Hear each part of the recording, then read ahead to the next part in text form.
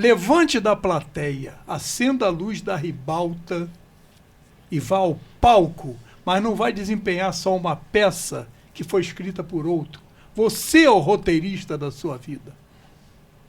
Protagonista, que vem do grego protagonistes, que significa o principal lutador, o principal ator. Você está sendo o principal ator da sua vida ou está indo a reboque de uma cultura decadente?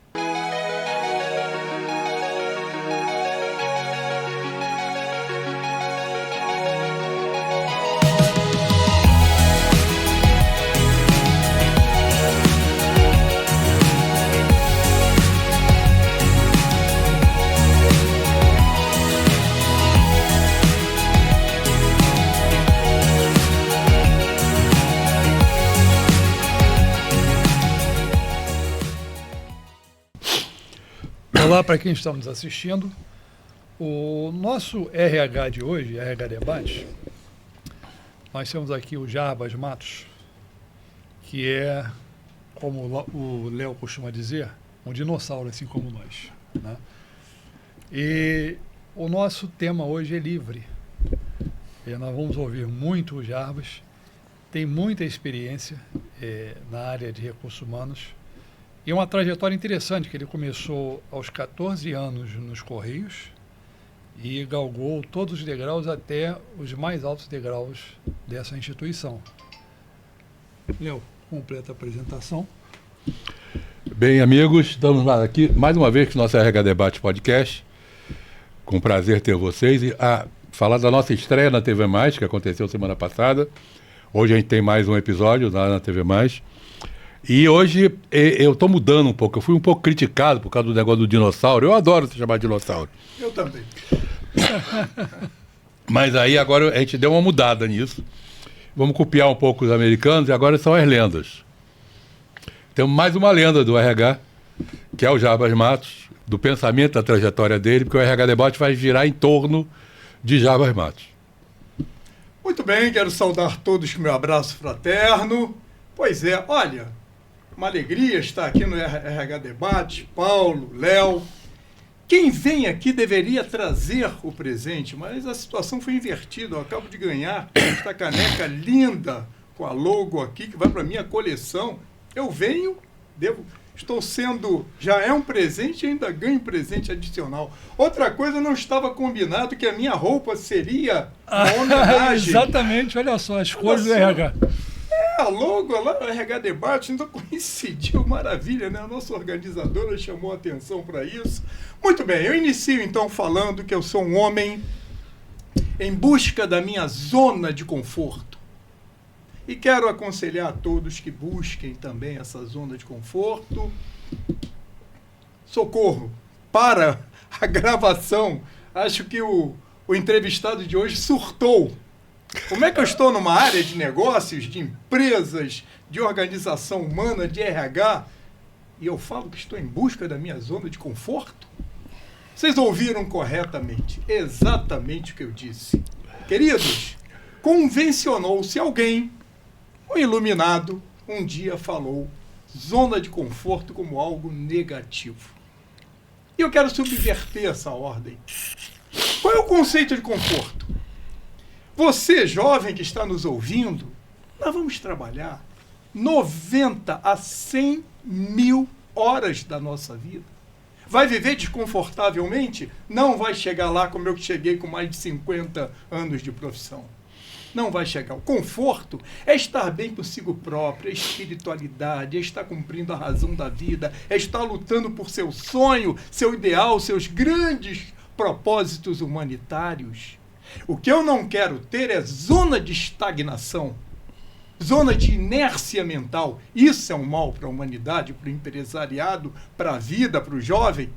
Mas conforto é estar bem com os meus propósitos. Eu, hoje, 7 horas da manhã, estava numa live nacional. Vim para cá com essa honra, estar aqui agora, centro da cidade do Rio de Janeiro, no RH Debate. Vamos ficar aqui conversando em torno de 1 hora. Hoje à tarde eu participo de um evento presencial. À noite, hoje eu não deito a cabeça no travesseiro antes de meia-noite. Vou estar também no evento, falando para muitas pessoas além de conciliar com vida, de compromissos sociais. Isso é zona de conforto. Quando eu pulo da cama com brilho na alma, calor nos olhos, buscando um ideal supremo para a minha vida, tudo o que eu fizer para lutar, para me aproximar dessa realização humana, é conforto. Um piloto de Fórmula 1 está numa velocidade absurda, está confortavelmente no seu carro. Um piloto rompe a velocidade do som, ele está confortável. A velocidade absurda que é uma nave para vencer a gravidade e entrar no espaço sideral, o piloto, os astronautas estão numa zona de conforto. Então, zona de conforto é zona de buscar sua própria realização, é felicidade, é posição interna, por mais luta que exista na vida. Então, eu digo zona de conforto mesmo, nesse sentido. Pois é, porque eu costumo deixar a vida me levar. Mais um susto? Olha só, Mais um susto? Deixa eu fazer aqui um elogio à tua posição, porque é a primeira vez que eu ouço isso e você está coberto de razão. Você não consegue viver desconfortável a vida inteira. Exatamente. É engraçado, você muda a ótica de como você está enxergando a vida e você tem razão. Eu falo isso para minhas filhas o tempo inteiro, para os jovens. Né? E eu brinquei agora, que eu falei, eu deixo a vida me levar. Que isso, Jarbas? Como deixar a vida levar? A história lá do cantor, que virou também uma máxima frase, deixar a vida levar, algo negativo. Queridos, a vida não leva.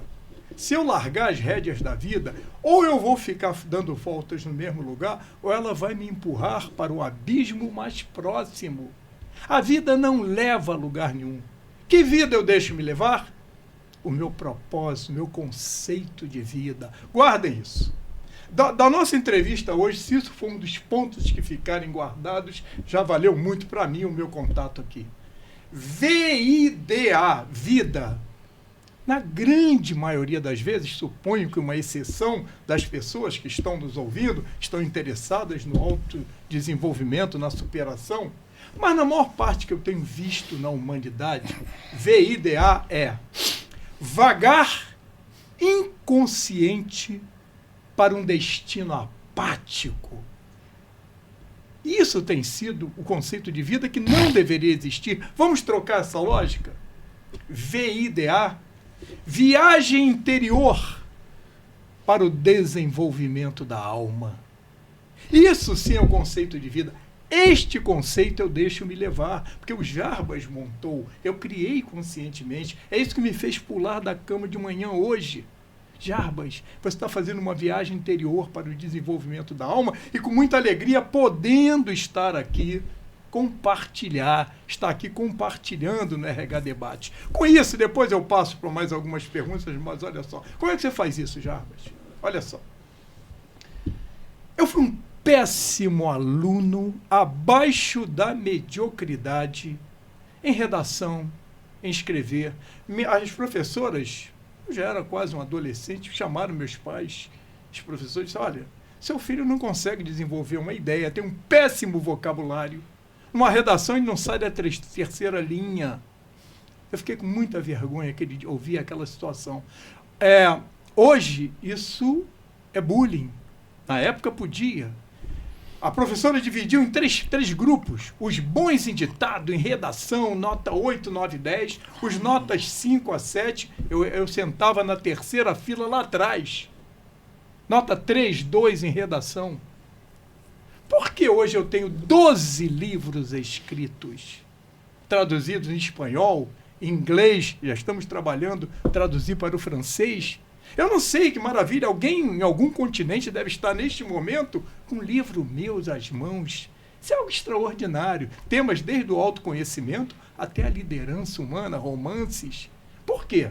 Você tem dificuldade de escrever, o que está fazendo para mudar essa realidade? Por que eu saí do zero a esse número relevante? Queridos, falar em público, quando eu precisava falar, eu já começava com taquicardia. Uma semana antes, urticárias, pavor de falar em público, já pedi desculpas, sentei e não consegui no início da universidade, ter que fazer uma apresentação. Pavor, como é um dos maiores medos da humanidade, né? Sabe que entre os 5 maiores medos da humanidade, falar em público está mais do que o medo da morte. Quer dizer, se tiver um microfone aqui, uma cascavel aqui, o pessoal prefere ir na direção da cascavel. Medo de falar em público. Por que hoje eu já dei mais de 2.000 palestras? Agora, recentemente, falei no Sul para 4.000 pessoas no Congresso. Por quê? Um dos meus livros é Como Falar Sem Medo e Conquistar o Público. Subtítulo, A Experiência do Tímido, que se tornou palestrante com mais de 2.000 apresentações. Por quê? Liderança que o RH trata tão bem, queridos. Quando a primeira vez na empresa alguém, mas seu chefe está com problema, você vai passar a liderar esse grupo, ele vai ficar afastado aí uns 6 meses. Eu liderar? Fui para casa e nem dormi direito, depois disse, por que não? Querido, ajudei a liderar mais de 130.000 pessoas na direção de RH de uma das maiores empresas empregadoras do Brasil, que foi os Correios. Só no Rio de Janeiro, 13.000 pessoas liderei. Por quê? Eu que tinha medo, que disse que não. Fui um jovem, meu pai... você tem berço de ouro. Meu pai era um alcoólatra. Eu, com 13, 14 anos, levantava meu pai caído na rua, bêbado, um homem de bom coração, me amava, mas entregou a vida ao alcoolismo. Minha mãe, uma mulher simples, vinda do interior, semi-alfabetizada. Eu tive que me virar sozinho. Muitas vezes não tinha comida à mesa, vendo minha mãe disfarçando o seu choro. Porque hoje não sou rico, mas não preciso mais me preocupar com vida econômica e financeira o resto da minha vida, suficiente para viver. Nada do que eu estou para eu viver, nada do que eu estou fazendo é por dinheiro, é transferir conhecimento. Por que a gente consegue tudo isso? E outros que eu poderia citar. Então, querido jovem que está me ouvindo, a vida é um ponto de virada. É aqui, nós estamos aqui para nos completarmos como seres humanos, porque não viemos prontos, acabados. Ninguém está fazendo o coração bater aqui agora. Eu nem estou lembrando que estou respirando. Não sabemos que hoje, Paulo, querido, Léo, nosso pulmão vai bombear uma quantidade de ar que vai encher esta sala aqui centenas de vezes. O que o nosso sangue vai circular daria 2,5 voltas na Terra. O que o nosso coração vai bombear de sangue encheria a caixa de uma grande residência, a caixa d'água, com mais de 1.000 litros. Ninguém está controlando esse automatismo universal. Mas do ponto de vista psicológico, espiritual, viemos inacabados. Quando a gente percebe isso, porque nós nascemos 2 vezes, né? Uma pelo útero da nossa querida progenitora, nossa mãe, e outra quando descobrimos por que nascemos e qual o sentido da nossa vida. Então, já estou falando em empresarial? Claro! Com isso, olha só, eu estava no Sebrae, na conversa prévia falamos do Sebrae, e eu estava toda a diretoria do Sebrae, nacional, eu não estava na mesa de debate, eu estava na plateia. E quando eles fizeram a apresentação, parabéns ao Sebrae, todo o meu respeito, faz um trabalho maravilhoso, uma técnica que não perde nada para o mundo. O Sebrae prepara muito bem o empresariado brasileiro. Parabéns, Sebrae. E eu falei isso, mas tem um detalhe.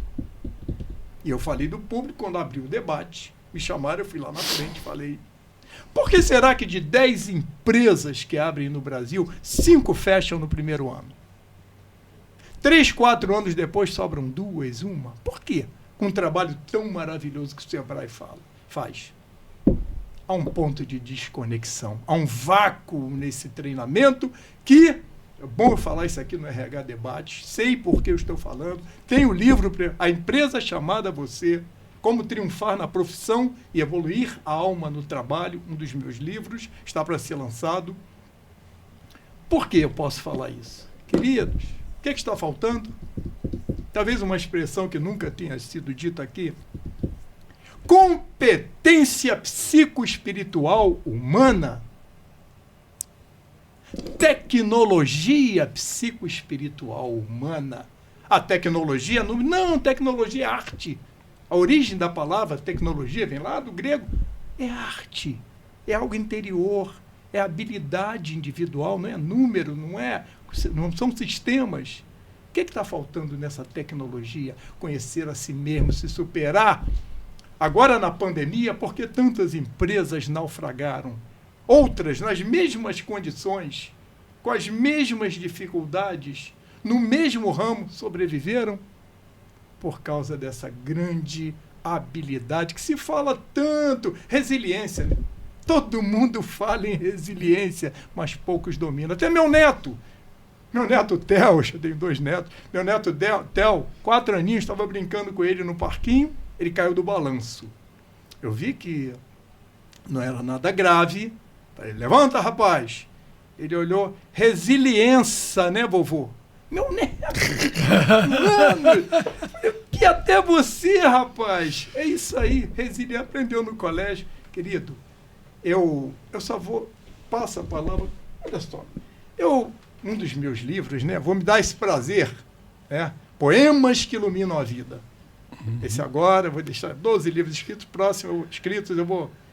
Livro só poemas que iluminam a vida, sempre mandando uma mensagem. Eu falo de resiliência só, são 40 estrofes em 4 partes, que eu vou ler 2 ou 3 só para vocês terem uma ideia. Porque é fundamental no que estamos falando para o empresariado, para a superação humana, para o Brasil alavancar diante de todos esses problemas. Está faltando tecnologia interna, está faltando resiliência, está faltando hierarquizar o objetivo do nosso trabalho e da nossa vida. Por exemplo, resiliência humana no êxito da vida.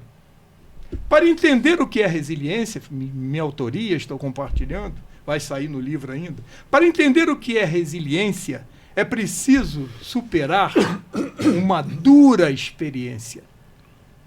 Não basta um ato de coragem ocasional. É despertar uma força interna espiritual.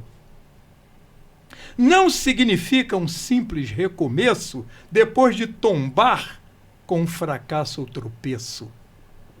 É se tornar mais forte, altivo e confiante e não perder de vista a luz do horizonte. Com essa eu paro, depois posso trazer outras. Há 2 forças dentro do nosso interno mundo, querendo dominar nosso ser em cada segundo. O segredo é entender a que nos aponta a superação e anular a que nos empurra para a prostração. No universo tudo está em transformação. As mudanças determinam a ordem da evolução. Todo sonho para alcançar feliz realização exige do nosso querer bravura e adaptação. Devolvo a palavra aos 2, já me estendi demais nesse primeiro momento. Eu estava querendo fazer algumas perguntas a você, mas eu fiquei tão hipnotizado com a tua fala que... Já respondeu um monte dela, né? Já respondeu um monte dela. Mas, querido, que maravilha. Mas deixa eu fazer uma pergunta a você. Quais as lembranças ou aprendizados que mais marcaram a sua vida profissional, né? Pois é, queridos, nós não nascemos humanos, nós nos tornamos humanos.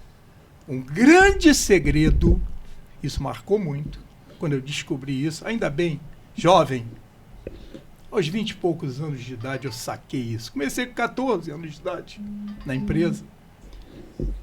Perceber que não estamos na empresa trocando nosso tempo por dinheiro. Eu preciso de trabalhar, preciso de dinheiro, bom salário, perfeito. Mas eu percebi que trabalhar para receber o salário no final do mês é trocar o meu tempo por uma indenização pelas horas de infelicidade vividas dentro de uma organização. A empresa tem que se transformar no campo de experiência para a minha superação. Eu vim ao mundo para evoluir. E eu não vou trabalhar 90, 100 mil horas da minha vida, mais da metade da nossa vida, a gente passa em função do trabalho. Quando toca a música do Fantástico, já sabe que é um dos maiores índices de infarto do Brasil, né? Sim. Porque lembra? Sim, que na a segunda-feira você vai... tem que começar tudo de novo. Menos agora que o Fantástico tá com pouca audiência. Pouca né? audiência. Mas eu só usei porque muita gente usa, né? Brincando contigo. Pouca audiência mesmo, né? Exatamente. Mas tocou a música, opa, aí vem os infartos, vem a insatisfação. Não. Segunda-feira é um belo dia lá que eu vou trabalhar nesse sentido. Então eu comecei a trabalhar muito cedo e sempre uma coisa que marcou muito é por que eu trabalho? Por que você, jovem que está nos ouvindo, por que você trabalha? Jarbas, pergunta óbvia. Eu preciso trabalhar para me sustentar, é a lei da vida. Não! Vamos hierarquizar. Sabe quando, conhecido, né? Quando na NASA estava aquele homem catando lixo e um repórter perguntou: o que você faz aqui? Ele tomou um susto e olhou. Centenas de engenheiros, astronautas, todo mundo ali. Ele respondeu: eu estou colocando o homem na Lua. Todo mundo parou, foi uma emoção. Por quê? Se eu não fizesse meu trabalho, o ser humano não vai alcançar o espaço. Olha que resposta, olha a motivação que ele falava para os filhos. Isso me motivou muito no meu trabalho, isso marcou muito minha profissão. É algo transcendente. Aquele mecânico com as mãos sujas de graxa e perguntaram: o que é que você faz? Não está vendo? Eu troco peças de trator. Eu sou um mecânico de trator. Foi isso que ele respondeu? Não. Quando eu saí de casa, eu disse para os meus filhos: eu estou ajudando a acabar com a fome do mundo. Olha que resposta, olha a motivação desse ser, olha a grandiosidade. Por que você trabalha? Estava na caixa do supermercado, tem a seção supermercado, né? Falaria aqui meia hora, né? Eu não vou só fazer compra, essa atividade prosaica. Eu aproveito várias coisas, né? Então cheguei na caixa, não tinha ninguém atrás, eu estava no final do dia, não ia atrapalhar. Quando eu botei as compras, aquela caixa já, as duas, né? Empacotadora, outra cansada, eu falei: o que vocês fazem aqui? Elas olharam, acho que olharam até para o segurança. Tem um maluco aqui, vou chamar o segurança. Vou repetir a pergunta: o que vocês fazem aqui? Ah, senhor, não está vendo? Eu empacoto, eu cobro do cliente. É isso que você diz em casa? O que seria de toda essa estrutura se não fosse você? Como é que esse chuchu sairia lá da fazenda, da plantação, e chegaria até a minha mesa daqui a pouco? Vocês estão ajudando a acabar com a fome do mundo. Vocês são essenciais, por mais que a tecnologia aumente, vocês estão cumprindo um papel fundamental. Sem vocês, nada existiria aqui. E elas ficaram emocionadas. Puxa, que bom você está falando. Meu filho estava doente em casa, eu estou aqui preocupadíssima, tendo que ficar aqui. Deixei meu filho com uma febre enorme lá com minha irmã. Que bom o senhor fala. Olha a influência que a gente causa na vida das pessoas. E o que está faltando? Um líder. Se tivesse um líder naquele mercado, ela saberia a grandiosidade do trabalho dela. Deixa eu fazer um questionamento a você. O meu primeiro emprego foi um estágio na extinta Centrais Elétricas Fluminenses, CELF. Eu trabalhei no departamento de Relações Públicas e eu fazia ilustrações. Qual era o problema ali? Era eu e um outro ilustrador. Nós tínhamos que fazer as ilustrações e a diagramação do boletim mensal, eventualmente criar um outdoor ou uma campanha de prevenção para os funcionários que trabalhavam na linha viva, né? Mas o resumo disso é o seguinte: com 3, 4 dias eu não tinha mais nada, eu já tinha feito tudo que tinha que fazer na empresa. Era uma empresa pública. Eu não tinha mais nada a fazer, ninguém tinha mais nada para fazer. Eram os braços cruzados. Descobri, e por um acaso, o pessoal do Pascoal Carlos Magno, talvez já tenha ouvido falar, ele era o maior colecionador de filmes do Chaplin. E muitas das apresentações do filme estavam deterioradas. E eu até fiz um trabalho lá para eles de refazer aquelas apresentações, aqueles créditos que rolam, e me pagaram, que eu fazia isso dentro da empresa, porque eu não tinha mais o que fazer.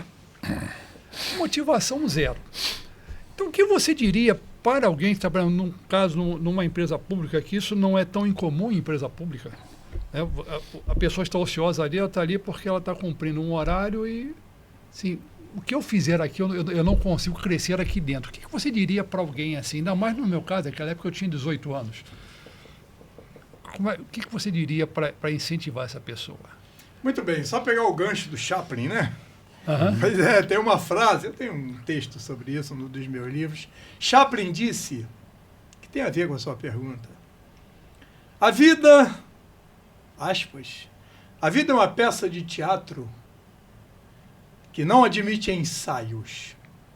Portanto, viva, cante, ande, antes que o pano se feche e a peça termine sem aplausos. E eu questionei, meu estimado Chaplin, sou seu admirador. Em primeiro lugar, a vida admite ensaios. Estamos ensaiando o tempo inteiro, com erros, acertos, sempre no sentido de tornar a vida cada vez maior um acerto. E depois que o pano se fecha, aí que o verdadeiro aplauso vai acontecer. Não espere o aplauso de fora. É a alma aplaudindo o espírito, é a inteligência aplaudindo a sensibilidade, a consciência aplaudindo o nosso mundo interno. Esse é o aplauso mais verdadeiro de eu ter alcançado o meu propósito. Querido, muitas vezes as empresas estão isso, a motivação. Cadê a liderança de reunir tudo for lá o propósito? Eu, dentro da empresa, nos contatos, minha inteligência está sendo desafiada e entra a questão do intraempreendedorismo. Eu sempre procurei me posicionar, depois virou a moda o termo intraempreendedor. É um tema que, quando eu estava junto com o Léo, uma vez que surgiu, estava vindo na moda aí há uns 15 anos, 20 anos, sempre pensamos nisso. Tem 3 tipos, você é um empreendedor, o RH Debates estimula isso. Tem 3 tipos de empreendedorismo. Primeiro, empresarial. A pessoa pode abrir uma empresa, orientei minhas filhas, elas são empresárias no ramo da odontologia, tem clínica, Kelvin, a Rayane. Depois tem um empreendedor interno. Dentro da empresa, se não tem nada que fazer, como é que eu posso estimular? Como é que eu posso procurar o seu gerente? A sua pergunta, o que fazer? Procura o seu diretor. Proponha algo superior que possa a empresa estimular. Seja um empreendedor como se a empresa fosse sua. A não ser que não atenda mais, faz outro concurso público, vai procurar. Mas hoje emprego hoje cada vez mais difícil. Então vai ser um empreendedor. Se não, acha que tem sustentabilidade ainda na empresa, tente criar algo. E tem o terceiro tipo de empreendedorismo que eu também sou. Eu sou um escritor. É um empreendedor interno, primeiro transformando a vida no maior empreendimento de todos. Tem meta, tem projetos, a vida tem ideal, tudo. E o empreendedor de autorrealização. Eu sou um escritor, 12. Eu não sabia escrever. Contei a história aqui. Quando eu escrevo cada livro, quantas horas, quantas madrugadas, quanto tempo, isso é um empreendedor. Qual é o teu sonho? Qual é o teu propósito? Qual é o teu ideal? Qual é o teu alvo? O Sérgio Raggi, que esteve aqui, maravilha, entrevista, assistam, hein? Sérgio Raggi esteve aqui há algumas semanas, fez uma entrevista, tenho uma grande admiração pelo amigo Raggi. Ele tem a metáfora, faz muitas palestras e cursos fazendo a analogia do arco e flecha, o arqueiro, do arco e flecha. Eu já atirei com arco e flecha, inclusive brinquei com o Raggi. Você ainda não atirou numa tribo indígena. Eu já fui. Estava lá com os Saterês Maués, né, os tatus, você anda 4 horas, Rio Negro acima. Fui lá, me pintei, dancei no ritual, toda a experiência, e atirei com arco e flecha deles. E também lá com o Sérgio Raggi. É possível acertar um alvo que não estamos vendo? Eu já tentei, não tem jeito. Qual é o seu alvo, meu jovem que está aqui assistindo o RH Debate? Qual é o seu alvo? Está bem claro o ser que você quer ser? Isso dentro da empresa tem que estar respondido, Paulo. Qual é o ser que você quer ser? Está bem desenhado? Até que eu quero abrir um espaço para dizer que eu sou estudante de logosofia. Tá aí, pô, entre lá, baixe o livro que quiser, é uma ciência, tem em Botafogo, estou há muitos anos como docente da Fundação Logosófica em prol da superação humana, que é cumprir um processo de evolução consciente, que eu tenho aprendido, isso é muito prático. Criar um arquétipo, um paradigma, qual os Jarbas que eu quero ser. As pessoas estão dentro da empresa fazendo projetos, realizando projeto familiar, e o próprio ser. Nós somos um processo. Qual é o alvo, qual os Jarbas que eu quero? Está soltando fogos agora, na entrada de 2026, nem estarei no Brasil nesse mês. Qual é o Jarbas? E depois como é que eu projeto? É criar um personagem interno que eu ponha um pouco de lenda, um pouco de céu, um pouco de universo. Qual é o Jarbas que eu quero ser? E começo a trabalhar para imitar esse ser dentro da empresa. Como é que eu também não estou trocando meu tempo por dinheiro? Nesse período, como é que eu estou trabalhando para imitar essa imagem que no final fui eu mesmo que criei? Chega um ponto que essa imagem passa a te imitar. De tão aperfeiçoado que é o processo. Isso, é claro, é um tijolinho a mais. Eu não posso dormir hoje o mesmo Jarbas que acordou, muito menos pelo fato de estar aqui hoje, né? Essa área maravilhosa, que privilégio estar aqui. O privilégio é todo nosso. Poxa, alegria, todo querido. nosso. Vamos estar muito juntos. Então, meu jovem, falo muito para o jovem, vocês têm um público jovem, né? Sim. E você, empresário também mais maduro, como é que você está? Sua liderança, olha, com essa eu devolvo a palavra para você. Vamos dizer, criei um líder, né? Em mim. Eu ia para Brasília, sabe? Sabe aquele dia? Eu ia para o aeroporto, ia para Brasília, uma segunda-feira, eu ia passar a semana toda lá, e a secretária Jarbas, a gerente, o diretor, a gerente quer falar com você. Mas hoje, na volta, a gente se fala pelo telefone. Não, ela não abre mão, quer falar com você agora. Tá bom, entra. Eu já arrumando as coisas, ela sentou, jogou em cima da minha mesa um papel com a demissão de um trabalhador, com 15 anos de empresa, de nível técnico, em cima da mesa. Eu poderia dizer, olha, você é a gerente, você que vai responder perante ao futuro, quer demitir? Está aqui, está demitido, pronto. Eu tinha esse arbítrio, era o diretor, irreversivelmente eu poderia demitir. Mas eu tenho uma responsabilidade universal. Eu não estou ali apenas ganhando dinheiro como um diretor. Um líder tem uma responsabilidade hierárquica superior. O universo tem olho.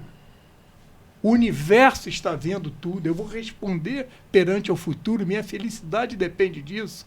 Eu tenho essa responsabilidade transcendente. Todas as vezes que eu designava um gerente, eu falei que, olha, minha caneta está transformando você num líder, num chefe. Um líder não. Nem Deus vai fazer isso por você. É você que vai se transformar num líder. O que aconteceu? Ela saiu muito chateada comigo. Você às vezes, poxa, eu queria demitir. Não, olha, volte daqui a 3 meses. Você vai dar um curso para ele, vai conversar olho no olho. Eu sei que ele é um bom empregado, mas está vivendo um momento familiar difícil, eu sei disso. Dá uma chance, ela saiu revoltada. Passam os 3 meses, Léo e Paulo. Ela não aparece. 6 meses, ela não voltou para falar no mesmo assunto. Trouxe outras questões. Um dia, entram os dois na minha sala e jogam um papel em cima da mesa. Sabe o que é? Convite de um casamento. Eu sabia que eu era líder, mas casamenteiro... Casamenteiro é complicado, né? Complicado. Aí parei, falei, que responsabilidade que nós temos como gestores de influenciar na vida, no universo, na cultura de um povo. Claro que eu fui convidado para o casamento, falei isso, contei essa história no dia do casamento, me convidaram para fazer a palestra lá, e logo depois chegaram e jogaram de novo o convite para o batizado do filho. Eu falei, olha, não vão me pedir pensão depois, porque eu tenho um braço aí. Se houver algum problema, eu vou ter que pagar a pensão dessa criança aí, porque não existe. Olha a responsabilidade que nós temos na liderança. Sim, verdade. Líder, né? Isso aí, mas... Foi bom que você falar de correio. Conta pra gente, eu acho que o pessoal vai ficar muito interessado em ouvir a tua trajetória no correio. Como é que ela começa e aonde você chega e aquilo que você vira a lenda que foi o Jarbas do Correio. Ah, sim, a gente... Pois é. Olha, primeiro, trabalhar com 14 anos, né? Já falei, meu pai com dificuldade, uma família morando no subúrbio carioca. Precisava, né, trabalhar para botar a roupinha da moda, para ajudar a botar comida em casa. Naquela época, eu fiz o concurso público, passei, entrei 15 anos incompletos nos Correios, entregando telegrama, subindo morro, pegando sol. Pois é. E nunca parei de estudar, sempre focando que um dia eu poderia subir na empresa. Não tinha orientação de pai, uma pessoa, um alcoólatra, não tem essa condição, mas me amava, de grande coração, minha mãe é uma mulher simples, e fui fazendo todos os concursos que podiam existir e dizendo, viu, jovem, seus pais podem até te ajudar, coisa que eu não tive essa oportunidade. A empresa pode te estimular, seu líder pode te estimular, mas é você. É decisão individual. O mundo vai te dar o livro, mas não vai dar a leitura para você. A vida vai te dar a oportunidade, mas não vai viver a experiência por você. Assim como o ar, você tem que puxar para que seus pulmões processem a respiração. Tudo é você, é intransferível. Onde eu cheguei foi uma decisão individual. Fui seguindo tudo, até chegar, olha que honra, né? 130 mil pessoas no Brasil, maior empresa empregadora do Brasil, com agregados, cada um com 3 dependentes, então 500 mil de pessoas envolvidas com o salário dos Correios. Uma família, cada um com 3 dependentes, no serviço médico e tudo. Uma vez foi feito um levantamento para ver quem ia compor, quando saiu a Constituição, a mesa de negociação dos Correios. No meio de 6, 7 pessoas, de 130 mil pessoas, eu fui selecionado. Tinha que ter equilíbrio, vocação, demonstração de liderança, vontade de fazer o melhor, saber negociar. Fui para Brasília compor uma mesa de negociação com a CUT. Queridos, chegavam momentos, 3 horas da manhã, ministro ligando das comunicações, presidente da República ligando para o presidente dos Correios, a negociação rolando 3 horas da manhã, a gente cansado, já estava acordado desde 6 da manhã, virava a noite. As pessoas que estavam comigo, remédio de tarja preta se misturava com os biscoitinhos do café. Um já achava psiquiatra, o outro se divorciou porque entrou em crise. Quando terminava, 4 da manhã, vamos tentar dormir 2, 3 horas no hotel, eu dizia, ainda brincando, olha, precisamos abrir mão do nosso salário este mês, porque nenhuma pós-graduação, nenhum pós-doutorado no mundo vai nos dar essa oportunidade. Olha aqui, pensando, uma palavra mal colocada ali da minha parte poderia estourar uma greve nacional. Mais de 100 mil pessoas, prejuízo no Brasil inteiro. Olha a responsabilidade. Então, transformar toda a experiência, toda a nossa empresa, num campo de experiência para o nosso autoaperfeiçoamento. E poder passar. Eu não precisava, como diretor, da palestra. Não sou obrigado. Estava lá com minhas atribuições, mas eu era convidado no Brasil inteiro, pegava o avião, levava minha experiência para todos os profissionais, levando o que você faz, o que você diz de casa, qual a importância do seu trabalho para a humanidade. Então, essa parte da história, você que é um jovem, não espere do seu chefe, da sua empresa, faça você valer a pena.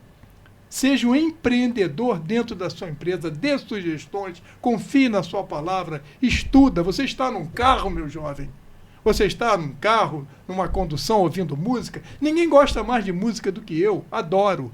Mas é a música que vai fazer meu futuro até hoje. Eu voltei do meu sítio, agora no final de semana, peguei um engarrafamento de mais de 2 horas. Podia estar ouvindo música? Não, eu estou ouvindo um podcast como este aqui. O que é melhor, ouvir um podcast aqui do RH Debate ou ficar ouvindo sua música? Aí no futuro vai reclamar porque está trabalhando para outra pessoa. Mas aquele soube trocar o seu tempo por sabedoria e conhecimento. Quando você estiver ouvindo uma música, estiver numa televisão, domingo à tarde, assistindo um programa divertido, é isso que vai fazer o seu futuro? Quem é o ser que você é ser? Qual é o paradigma que você criou para a sua vida? Tudo que você vai fazer é dizer, o ser que eu quero ser faria isso? Ou estaria com outra atitude agora? Isso marcou muito minha vida na empresa e é uma solução para os jovens que estão assistindo o nosso programa. Ok, querido? Voltando aos Correios, é engraçado que as colocações deles são tão profundas que eu às vezes custo para voltar ao normal aqui. Muito bom.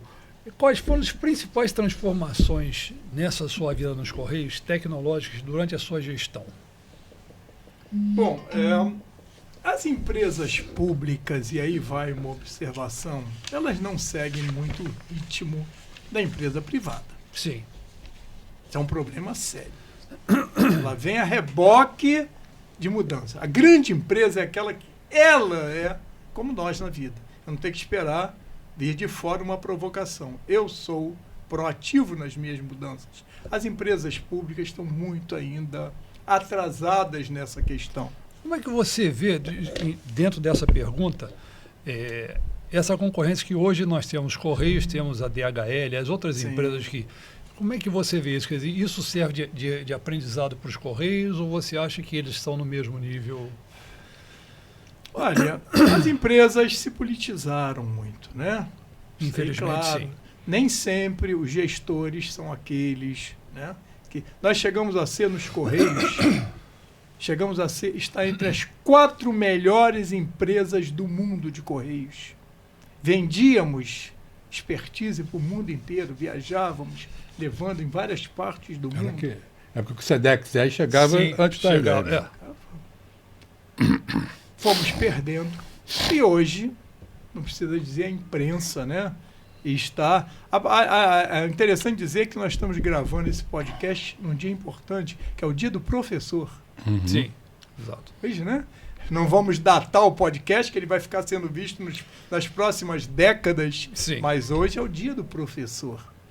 Cadê o professor interno dentro das empresas públicas para direcionar? Tecnologia chegava na empresa privada, anos depois chegava dentro das empresas, não só o Correio, dentro das empresas, né, públicas. Então esse processo tecnológico ele foi sendo muito retardado e a empresa hoje sofreu uma decadência. Falo como um filho dos Correios. Fiquei 48 anos dentro dos Correios. Antes de sair, um incentivo que houve, um PDI, saí há 8 anos dos Correios. Hoje sou empresário, dou consultoria às minhas filhas, que são empresárias, dou palestra, não quero ganhar dinheiro, eu faço com prazer, mas posso dizer que eu vivi dentro da empresa. Entrei no DCT, desde que transformou a empresa em 69, eu já estava nos Correios.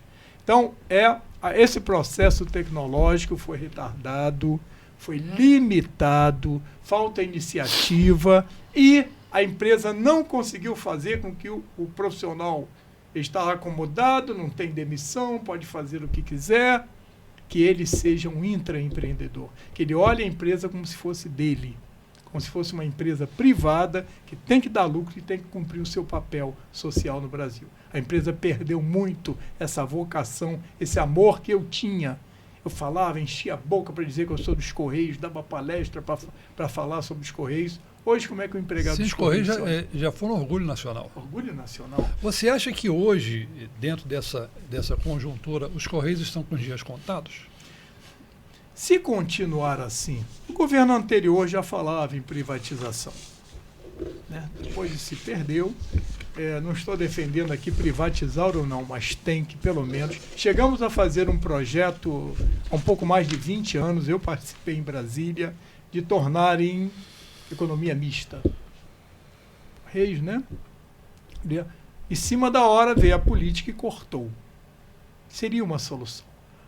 Sobreviver com toda a tecnologia que está aí também, o WhatsApp, hoje uma carta está perdendo a finalidade. Correios, basicamente, 80% é encomenda.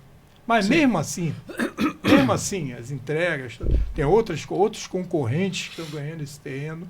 Então, eu acho que a continuar assim não tem sustentabilidade. Hoje são bilhões de dívidas e, preciso eu dizer, está aí em toda a imprensa, e a gestão entregue não exatamente aos técnicos, não são exatamente aqueles que estudaram, são pessoas indicadas politicamente, não só nos Correios, como em todas as estatais. Isso precisa ser revisto com todo carinho, porque senão o Correio não tem como sobreviver. Não é mais sustentável, não tem mais como concorrer com os grandes gigantes da comunicação que estão cada vez mais chegando no Brasil. Eu tive uma experiência interessante, voltando aqui no caso da extinta Centrais Elétricas Fluminense, porque eu saí quando houve a fusão Guanabara-Estado do Rio. Sim. Aí a CELF foi encampada pela CBE e saiu um monte de gente. E eu me sentia, de certa maneira, desconfortável no Departamento de Relações Públicas, porque, embora estagiário, eu ganhava muito, muito acima da média. Estagiário. E um trabalho que, em menos de uma semana, estava feito o trabalho do mês. Mas quando eu saí, eu descobri que tinham, além de mim e do meu colega de trabalho, que era o Trimaldo, tinham mais 60 desenhistas lá que eram indicações políticas. Eu digo, gente... Já na época. Nunca iam lá. Nunca, não, nem sabia. Que nunca apareceram lá. Então, isso é uma coisa ruim, porque nós sentimos uma diferença brutal entre a CELF e a Light, aqui no Rio, que na época ainda era Guanabara, né? Porque nós copiávamos a Light, porque a Light estava muito à frente do que era a CELF à época. É uma coisa, assim, assustadora na nossa... Então, na época já existia. Sempre foi a tendência, né? Empresa pública, como cabia. Mas como era concurso público ainda, isso era mascarado. Depois que abriu, pronto. Abriu essa possibilidade com decretos, aí pronto. É assim, é mais ou menos aqui no RH Debates, se isso aqui fosse uma empresa pública, alguém chegaria e dizia, olha, com todo respeito à pessoa, ao porteiro do prédio, é um ser digno, está fazendo um belo trabalho. Mas olha, o Paulo, querido Léo, a partir de amanhã, o porteiro aqui do prédio, ele é vinculado a um partido e ele é que vai fazer a entrevista aqui. Vocês dois vão ficar ali, ajudem em outra coisa, fica no banquinho lá, vocês não podem ser demitidos, é uma empresa pública, mas a partir de amanhã é o porteiro do prédio e o funcionário da limpeza, que merece todo o nosso respeito, funcionário importante, mas ele vai ficar o porteiro e o funcionário da limpeza, ele é que vai escolher e ele é que vai entrevistar as pessoas aqui. É absurdo? Não. É exatamente o que está acontecendo nas empresas públicas hoje. Pode dar oportunidade a esses dois para melhorar o salário? Sim. Vamos exaltá-los, vamos dar um bom salário, vamos dar treinamento. São pessoas dignas. Mas é assim, eu vou pegar porque está no partido e colocar para substituir. Sem qualificação, o problema é ele não tem qualificação para a função que Pior foi de tudo, deslocada. Eu não vou citar nome, mas pega uma relação dos presidentes Hoje, das estatais, dessas empresas públicas, Embratur, por exemplo, vê quem são. O Correio chegou ao ponto de... Olha, o Correio chegamos a 15, 16 mil empregados. Isso lá já há alguns anos, hoje bem menos. Um carteiro virou diretor. Um carteiro com pouco tempo de casa. Carteiro. Nada contra, meu respeito, eu fui carteiro. Então posso falar, eu fui mensageiro. Então carteiro, pouco tempo de casa, você é o diretor. Dirigindo engenheiros, dirigindo todo o corpo técnico, dirigindo a diretoria mais forte dos Correios no Brasil. É isso aí o que aconteceu. Pois é, essa é a questão. Então é um grande problema hoje dentro do Brasil que precisa ser revisto, essa questão né, que gera toda essa polarização aí. Vamos falar um pouco sobre a logosofia. Né? Você fala da Fundação Logosófica, né? Muita gente não sabe o que é isso. Quer dizer, com certeza não sabe o que é isso. Você pode explicar para o nosso público o que é a diferença da filosofia para a logosofia? Logosofia. Maravilha trazer essa oportunidade aqui, né? Entrem no site, vai lá, Fundacão Logosófica, para logosofia.org.br, vai lá, entra, pode baixar o livro, né? Tem lá palestras minhas, mais de 100 palestras, vai conhecer. Todo aquele que quer, de fato, tomar uma decisão de evoluir conscientemente, vai ser muito bem sucedido na Fundação Logosófica, não se cobra para estudar logosofia. A filosofia, com todo respeito, gosto da filosofia, mas vamos dizer o seguinte, alguns filósofos podem ficar zangados comigo, mas a filosofia é o seguinte, um filósofo pode subir num palco e dar uma palestra eletrizante sobre o que é a paciência. Ele vai dar uma palestra eletrizante sobre o sentido da vida, aplaudido de pé. Quando ele sai dali, ele é impaciente. Ele não sabe bem qual é o sentido da vida. Ele tem teorias, ele tem um outro ponto que ele traz, cita alguns pensadores. A logosofia não. Você trabalha para ser o que é uma ciência. É um processo de evolução consciente. Muitas coisas mudaram a história da humanidade. Quando se criou a roda, a humanidade passou por muitos limiares.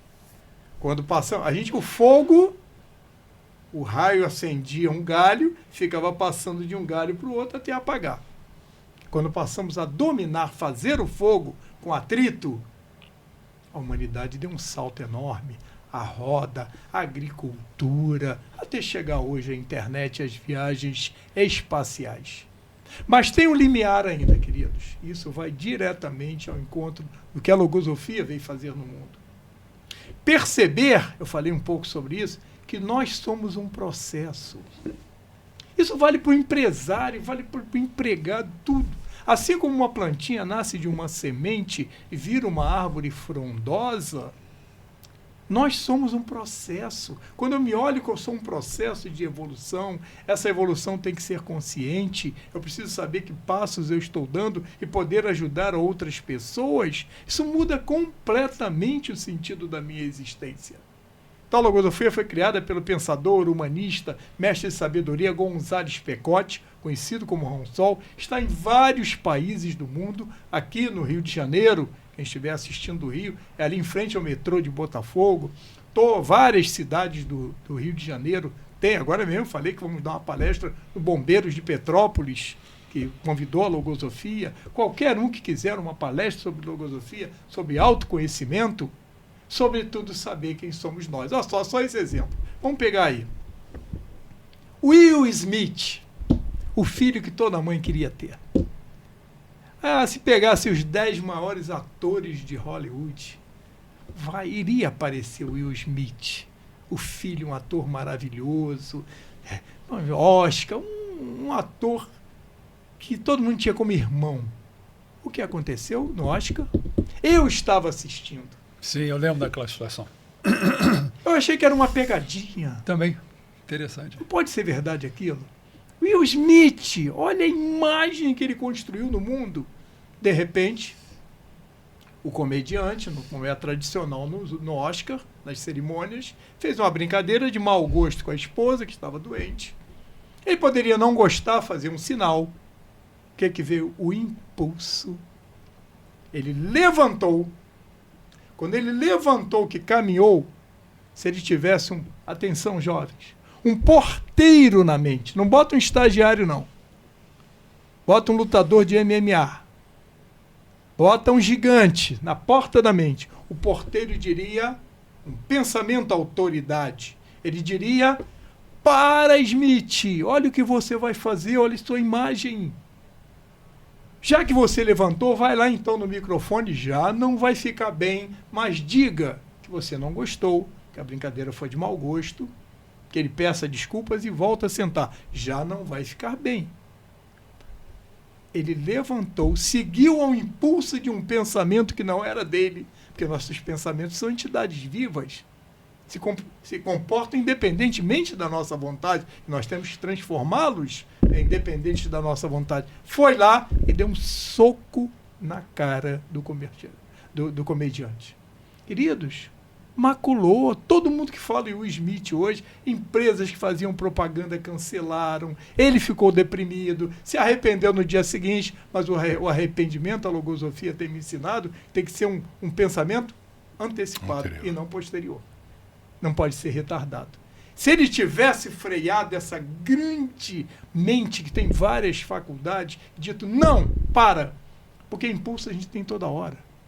Mas é preciso esse controle, a consciência dirigindo a mente humana. Então ele poderia ter recuado, conclusão, foi cancelado, não foi desculpado, a imagem dele foi cancelado perdeu muitas oportunidades em Hollywood, e agora no festival, no Rock in Rio, estava cantando no Rock in Rio, minha filha lá no Rock in Rio, pai, aquele nosso ídolo, o Will Smith cantando aqui um rock, ninguém nem aplaudiu tanto, uma figura perdida, está sem emprego. Que coisa, né? Então, mostra claramente esse poder do pensamento. Se eu não gosto de um programa de televisão, eu pego o controle e mudo de canal. Se eu não gosto da música que está tocando no rádio, eu posso desligar, mudar também de canal. E na mente? Porque as pessoas não conseguem. Olha o que os chamados líderes estão fazendo. Olha as guerras. Olha o estado da situação. Hoje, queridos, em cada 10 pessoas que convivem conosco, 8 estão com algum tipo de transtorno mental. A saúde mental, o estado mental das pessoas está um problema sério. E isso não é só físico, sobretudo os pensamentos que estão na mente, com a serenidade que nós podemos construir. Então a logosofia é um processo de evolução, não se paga, é uma ciência, vai falar em Deus, vai falar de espiritualidade, vai dizer que temos uma tríplice configuração, somos corpos, somos alma e somos espíritos, mas não está falando de religião, está falando de uma ciência real na vida, esse ser que nós queremos ser e podemos nos tornar. Então deixa eu te perguntar uma coisa, porque certamente quem está nos assistindo aqui, minha câmera é essa aqui, e essa aqui, sim, deve estar se perguntando, tá, mas eu chego lá, como é que eu faço? Quer dizer, existe periodicidade? Explica para nós como é que funciona isso para quem quiser ir lá para assistir palestras, ou enfim. Até eu estou interessado nisso. Maravilha. Porque eu sempre passo ali na porta e digo, um dia eu venho aqui, mas você agora está me dando um estímulo muito bom para... Que maravilha! Se eu conseguir isso, eu já estou feliz com essa entrevista. Se conseguir isso, vai ser. Mas vamos fazer juntos muito trabalho. Queridos, primeira coisa. Eu estou satisfeito com o ser que eu sou? Sim, tenho uma boa família, cumpro minhas obrigações, bem de saúde, estou tocando a vida, né? Tá bom, não estou infeliz. Mas você acha que falta alguma coisa lá no fundo que você não sabe explicar, que precisa ainda para motivar mais a vida? Qual o sentido da sua existência? Isso está claro? Não, eu gostaria de um local onde eu pudesse aperfeiçoar essa questão. Fundação Logosófica em prol da superação humana. Entra no site, na sua cidade deve ter, que você que é do Rio de Janeiro,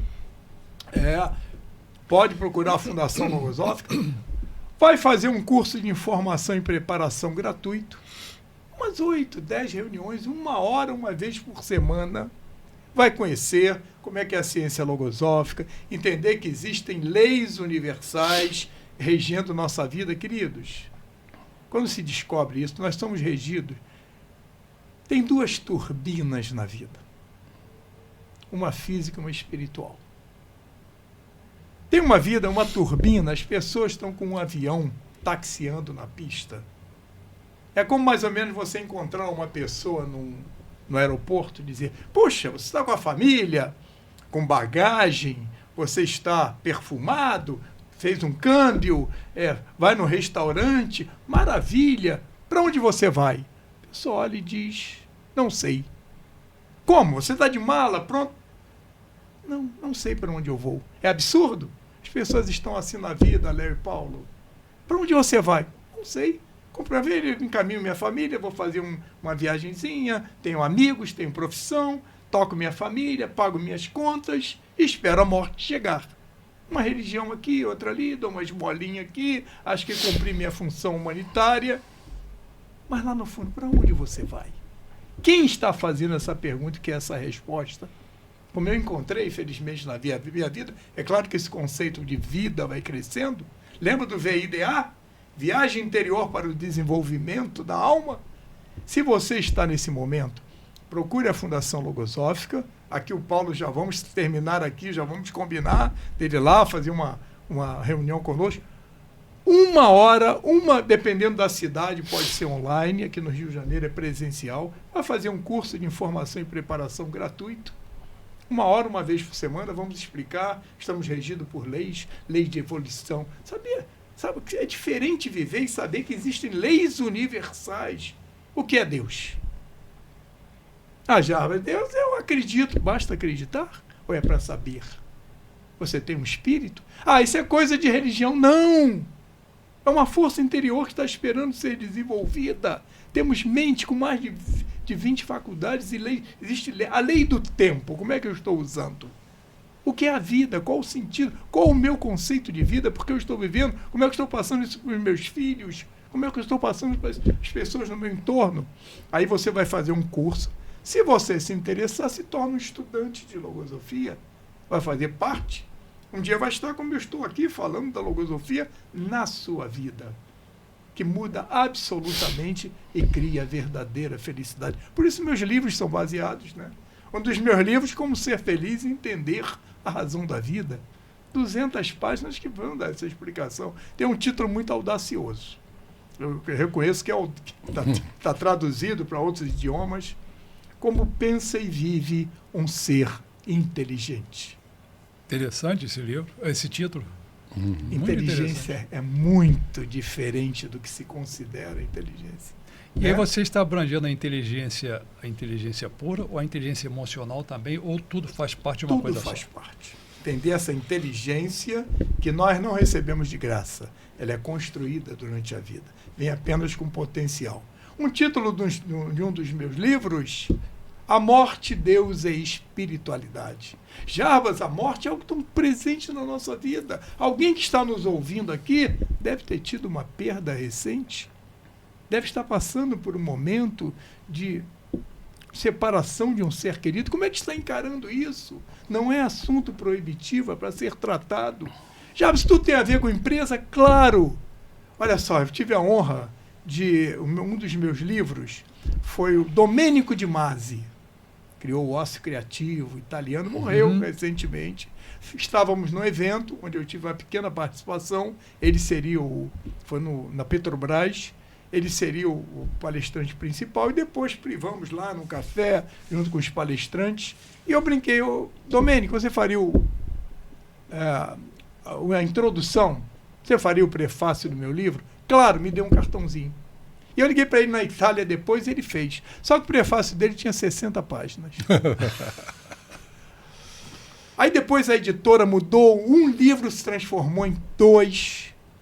Aí, um deles, que é esse da Como Pensa e Vive um Ser Inteligente, aí não foi possível. Nós vamos colocar na descrição, inclusive do vídeo, os teus livros todos aí para quem quiser. Ótimo, anda. Eu já vou adicionar a minha biblioteca. Só que adiantando. Vou te dar de presente, tá? Vou dar presente para o RH, debate, e vocês à vontade. Devia ter trazido. Sim, você também, claro, vai receber a nossa editora ali. Então, ele fez o prefácio, e ele diz no prefácio o seguinte: foi o único livro que trata da vida empresarial que falou sobre a morte. Em toda a minha vida eu nunca ouvi isso. Por quê? Houve uma morte, um trágico acidente entre as pessoas da minha equipe, eram mais de algumas milhares, e eu levei todo mundo para o auditório, título, A Morte Sem Medo e Sem Mistério. Que isso? Até gente de outras diretorias lotou o auditório para eu falar o significado. Aquele estado mental de pesar foi diminuindo, no dia seguinte todos estavam melhores. Então olha a importância de um líder, olhar o lado transcendente da vida. Os grandes líderes da existência, que a logosofia me ensinou, sobretudo ser o líder de si próprio, isso não é chavão. O que é ser a autoliderança, que é uma das minhas palestras, o líder de si próprio, sobretudo, é esse que cultiva em si e passa para os demais. Todo líder, não é o líder não é aquele, quem é? Você chega numa empresa e quem é o líder aqui? Quem disse que aquela empresa tem líder? Eu estava no exército, falando lá no exército de Campinas, mais de 800 alunos, generais, e eu disse, o general é um líder? Eu até fui audacioso. Quem disse? O título de general não, liderança é outra coisa. O CEO de uma empresa, o dono de uma grande organização, ele pode ser o proprietário da organização, mas ele não é necessariamente um líder. O líder tira o melhor de cada um. A logosofia vem me ensinando isso na minha vida. O líder dá um sentido ao trabalho de cada um. Todo assim, vamos fazer uma travessia? Vamos. Todo empregado novo eu sentava, vamos fazer uma travessia juntos? Você sabe o que eu espero de você? Puxa, Jarvis, nenhuma empresa, ninguém fez isso.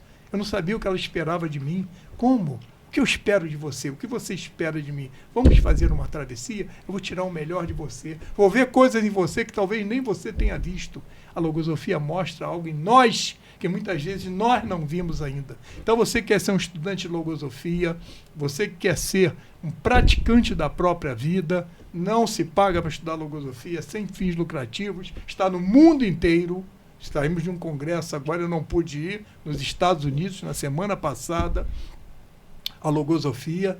Então, você já está candidato. Vamos sair daqui hoje, já agendar, Sim. vai ser um estudante de logosofia e o RH Debate vai colaborar muito com isso também. Eu tenho certeza que vai me ajudar muito na minha evolução, porque nós estamos evoluindo todos os dias. Todos os dias. Não adianta a idade, não. Você acha que não quanto todo mais dia. idade tem, mais nós temos a aprender.